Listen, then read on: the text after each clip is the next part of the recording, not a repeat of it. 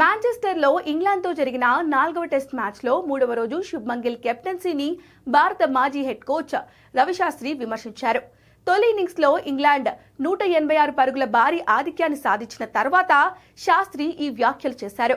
ఇక రవిశాస్త్రి మాట్లాడుతూ వాషింగ్టన్ సుందర్ను చాలా ఆలస్యంగా బౌలింగ్లోకి తీసుకురావడంపై గిల్ను తీవ్రంగా విమర్శించారు. సుందర్ వరుసగా ఒలివ్ పాప్ మరియు హ్యారీ బ్రూక్లను అవుట్ చేసి టీమిండియాకు ఆశలు రేపాడు. కానీ ఆ తర్వాత గిల్ తీసుకున్న నిర్ణయాలు నాకు చిరాకు తెప్పించాయి. ముఖ్యంగా 3వ టెస్ట్లో సుందర్ 4 వికెట్లు తీశాడు. కానీ ఇక్కడ మాత్రం 60 ఓవర్ల తర్వాత బాల్ అప్పగిచ్చారు. అయినా అతను 2 వికెట్లు పడగొట్టాడు. మళ్ళీ ఏమైందో తెలియదు, అతన్ని ఆపేశారు. వీటితో పాటు సిరాజ్కి కొత్త బంతి ఇవ్వకుండా అంశుల్కు ఇచ్చారు. ఇక్కడే ఇంగ్లాండ్ బ్యాటర్లు ఫ్రీగా ఆడటం మొదలుపెట్టారు. అసలు గిల్ ఎలాంటి వ్యూహాలు అమలు పరుస్తున్నాడో నాకు అస్సలు అర్థం కావట్లేదు అని చెప్పుకొచ్చాడు. విరాట్ కెప్టెన్ గా ఉన్నప్పుడు మంచి నిర్ణయాలు తీసుకునేవాడు. ప్రతి సెషన్లో కనీసం 5 వికెట్లు తీసేలా ప్లాన్ చేసేవాడు. పిచ్ ను బట్టి బౌలర్లను ఉపయోగించేవాడు. కానీ గిల్ దానికి పూర్తి విరుద్ధంగా చేస్తున్నాడు.